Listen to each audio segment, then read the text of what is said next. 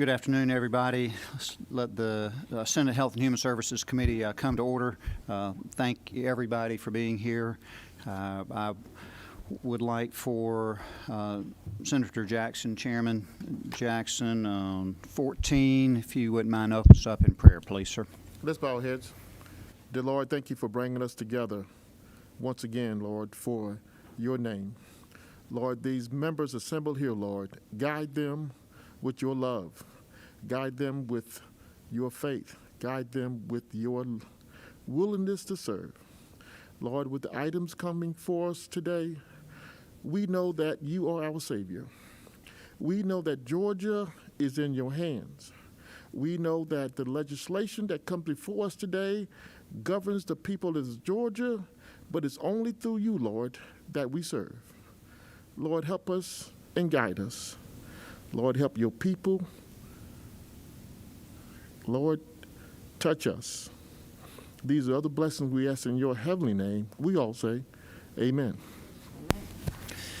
Thank you, Dr. Reverend Jackson there. I appreciate that. Good job. First order of business is welcoming our actually 3 new members. Hopefully one is watching from home, Senator Bo Hatchett and Michelle Al, resident anesthesiologist that we have to join us here. Thank you so much for being here. And Sonia Halpern, thank you for being here. We're blessed to have all of you join us here. We are one of the larger committees, and we hear a lot of bills, and we try to create very little controversy at all. So welcome to the committee. So the first order of business will be the adoption of the rules. They are unchanged from the preceding 2 years. So if anybody would like to discuss them, or better yet, make a motion, I'd be happy to entertain that motion. So moved. Senator O'Rourke, second. Senator Dolezal. All those in favor say aye. All those like sign. Passes unanimously. Thank you so much for that. We have just an order of business. Just in general, we have one bill that we're putting on today. That's Senate Bill 5 by another resident physician here, and when I say resident, like in-house, not still in training. Should clarify that. I apologize. And then we're going to have one more bill tomorrow. We meet tomorrow. We're 1 o'clock tomorrow. Thank you. And then we'll have another bill next week. So I think it's very important that all of us appreciate that others have committee times after this, and we want to respect those committee times also. So we're going to try to keep things on time. We're in a pandemic, and let's continue to use good hygiene and our mask and socially distance. That's why we've let a few in the back of the room there, and we're going to try to keep everybody separate, and those who testify that will be coming in through the door and through the help of everybody that supports us. Which, by the way, supporting us, Leighton Kennedy, who is will be helping us here, and Lawson is our intern, and Mr. James Beal is the lawyer assigned to us, and Betsy has been with us. Howington has been with us for wow, I don't know. I'm not going to say how long, because it will date us all. And we do have people on Zoom, and we'll have some testimony from Zoom also. So without further ado, we'll call on Senator Kirkpatrick for her Senate Bill 5, and she can, as from my preference, we can stay in your seat or you can go to the podium. So I'm going to let that be sort of personal preference of the person presenting when we have our own bills. So Senator Kirkpatrick, your choice. Sure. Okay with you, I'll just stay here, but can you guys hear me with my mask on? Okay. This bill may look familiar to many of you because we passed it out of the Senate last year. It was Senate Bill 323 last year, and it didn't quite make it through the process last year because of the pandemic, and not all the bills got through. So anyway, what this relates to is sedation in the outpatient setting. outside of a hospital or surgery center. This conversation started after 2 deaths in my county in young adults, which occurred in a Medi-Spa. And actually, the judge for one of the cases brought this to me. And the facility did not have appropriate personnel or equipment to do procedures requiring sedation. The details of the cases are horrific, and I won't get into them, but both of them resulted in lawsuits, and the verdict from the first case was $60 million. That's 60. And that physician subsequently lost their license. And in addition, there was another case in my county last fall. I don't know what's wrong with my county, but of 3 unlicensed physicians that were running a cosmetic surgery clinic. And so this is not an isolated issue. And I started looking into it and found out that Medi-Spas are not clearly defined because they're licensed under a business license and not as a healthcare facility. So they're not regulated by the healthcare HCFR through DCH. In fact, they're not regulated at all, and they're in the same category as tanning salons, massage parlors, ear piercing services, and so on. And so their procedures like Botox or minor procedures done under local anesthesia are part of what they do, but they also do larger procedures. In this particular case was a liposuction. And so doctors and dentists do perform sedation in the office setting frequently, and there are guidelines in place for this by the Composite State Medical Board and the Board of Dentistry that outline proper procedures. But because this is not outlined in our code, bad outcomes often don't become known to the licensing boards until after a bad outcome, which can be too late for patients. Certainly, most doctors and dentists are practicing safely, and the licensing boards have done a good job in laying out the expectations, but they don't have the force of law behind them at the present time. After months of discussion with both boards, the Secretary of State's office, which is where those businesses licensed sit, and many of the groups that would be impacted by this, the approach of this bill is to simply state that if you're doing sedation, anything other than local anesthesia, outside of a hospital or ASC, you have to follow the rules of the licensing boards, which include appropriate personnel, equipment, and monitoring. And since the Composite State Medical Board has guidelines rather than rules, they'll have to promulgate rules on this by the end of the year. The dental board already has a permitting process in place to protect patients, and I think they're going to speak to their support. This does not change anyone's current scope of practice, and if you want to just quickly walk through the bill, Section 1 has to do with dentistry, but it also defines the term Medi-Spa. And Section 2 amends the Medical Practice Act and requires the medical board to promulgate rules and regulations for physicians covering office-based surgery and sedation. And I didn't want to put specifically, you need this equipment or that equipment in the bill, because that's really up to the medical board to determine, because those things can change as the technology changes. So this bill should protect patient safety without adding regulatory burden to the practitioners that are taking care of Georgia's patients. With that, I'd be happy to answer any questions. Do we have any questions from the committee? Chairman Huffstadler, you're number 6. Yeah, a couple. The first one, this doesn't change as anybody's authority, if I'm reading it right, whether they're an anesthesiologist assistant, a CRNA, an anesthesiologist. Everything correct. stays the same. This is not really on the subject, but the question I've got, if they're doing this, I wonder, how do they have access to the drugs to do this? Is that? Well, they're anything- licensed physicians. Okay. Or- You said or dentists. some of them are unlicensed physicians, I Well, thought you said. they're portraying themselves as licensed physicians, and I don't know how they're getting the drugs, but clearly they are. And again, the licensing boards are finding out about this after the fact, because they're basically they get notified if there's a bad outcome, a malpractice settlement or something like that, but they don't have a way to find out about this stuff on the front end, and sometimes people slip through the cracks. Okay.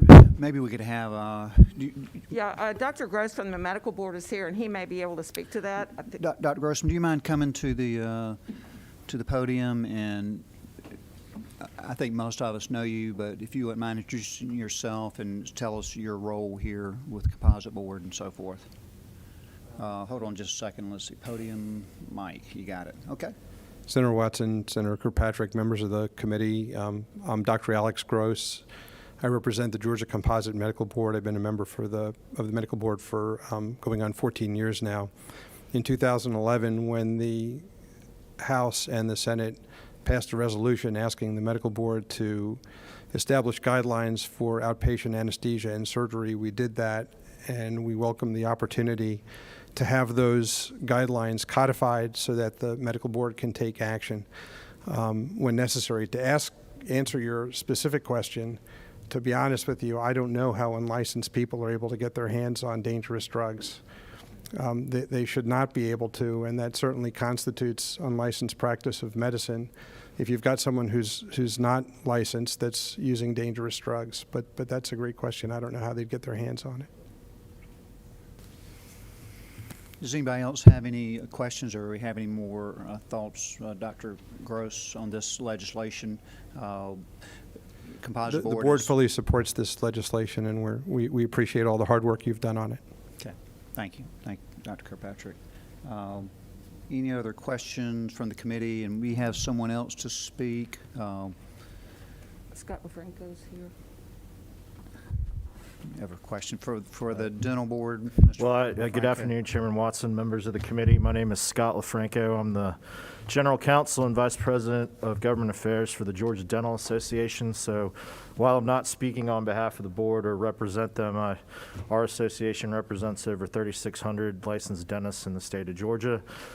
We appreciate Chairman Kirkpatrick's work on this legislation. We believe, obviously, that when you're doing deep sedation, general anesthesia outside of a hospital setting, having the proper permits and training as required by our Board of Dentistry are important. So we support this legislation as well. And thank you for recognizing me. Thank you, Mr. LaFranco. Thanks so much, and appreciate the dentist weighing in. And I know we have someone testifying by Zoom, but we have a question. Dr. Al, you are on 12. It looks very similar to the guidelines that the American Society of Anesthesiology puts out, which obviously is a great resource for just like the basics of what procedural sedation should entail and the safety measures. Is that essentially mirroring the ASA? Yeah, in guidelines? fact, I think the anesthesiologists are on Zoom Oh, to great. weigh in as well.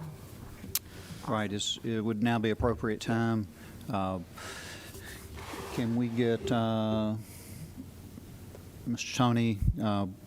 I can see you. Can you hear us? And Yes, sir. oh, great! Wow, that's great audio. Good deal. Thank you.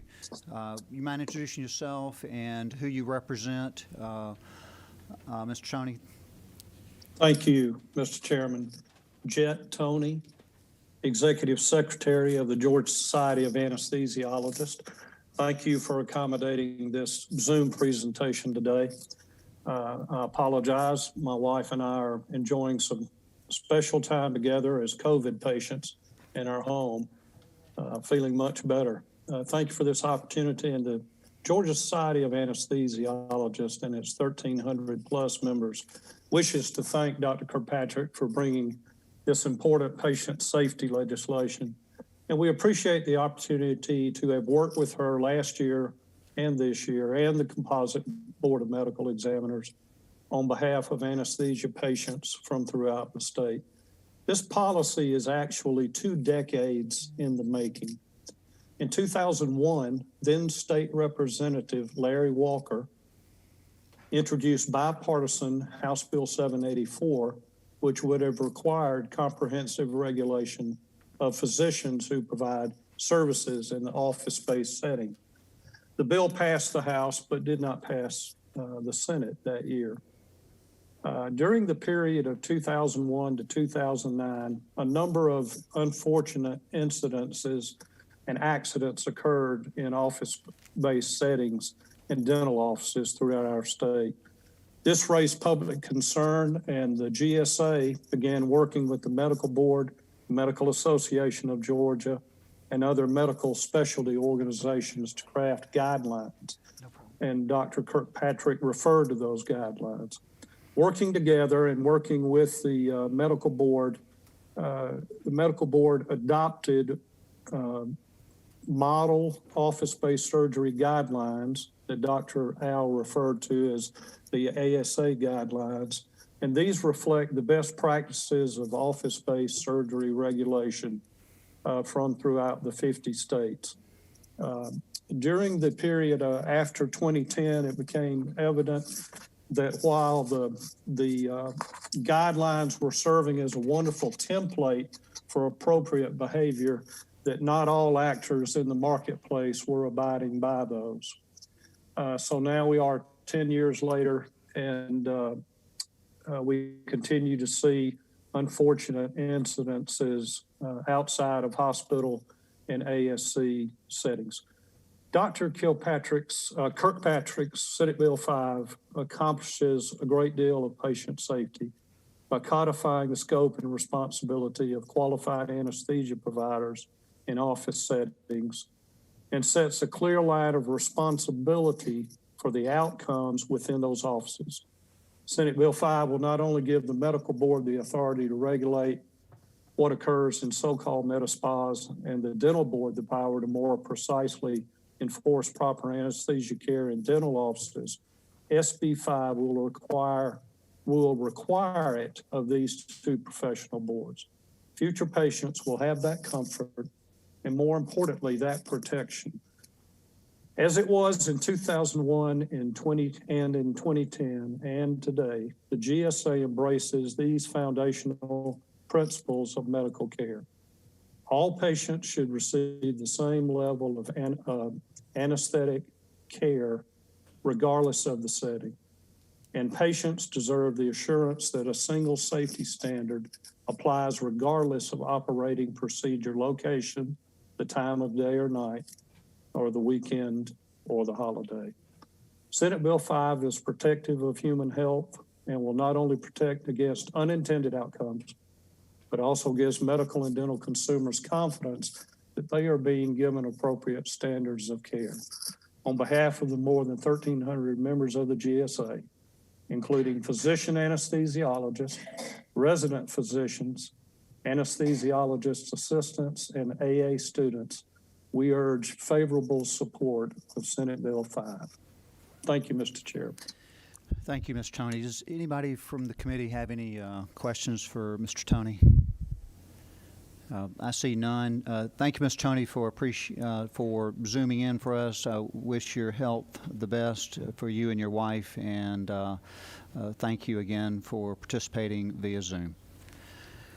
So looks like we have good broad support from not only from the medical board and the dentist in general and anesthesiologist. The Medical Association of Georgia has weighed in, but did not necessarily think that they needed to discuss this. Senator Kirkpatrick, do you have anything further or any further questions? I'll recognize the Vice Chair for a motion. Thank you, Mr. Chairman. I move do pass for Senate Bill 5 and LC 338466. That's, we have a motion for due pass for LC 338466. Just for the new folks here, there's no S on there. That means there's no substitute. And LC refers to our esteemed council, 33. So just for FYI, it took me only about 2 or 3 years to figure that one out. So we certainly appreciate that. So we have a motion of due pass. Anybody for a second? Second, Dr. Al, I think that's very appropriate. And all those in favor say aye. Aye. All those all those against, like sign. Hearing none, passes unanimously. Anybody for the good and welfare of the committee? As I said before, we'll have another bill on tomorrow And we'll have another bill we have set up for next Tuesday. And I think that actually is not Dr. Kirkpatrick's bill, so we'll be set and ready to go. We have some good and welfare from Senator Orrock. Thank you, Mr. Chair. I would just remind our Senate colleagues, as well as those in the room and anybody on Zoom, that uninsured people can access health care coverage at reasonable rates at healthcare.gov. They have reopened the enrollment period for Affordable Care Act policies that closed due to the pandemic. It's available for 3 more months, and I just think it's Thank you, Senator Orr. We appreciate that. Thanks so much. Anybody else for the good and welfare? So let's leave this on a positive note. Our esteemed Senate researcher, Mr. Bill, passed the bar. Hope it just recently, so I hope I didn't embarrass him too much. But he has been admitted. I'm sure the lawyers in the room that we do have on the committee will much appreciate that. And if not, meeting is adjourned. Thank you.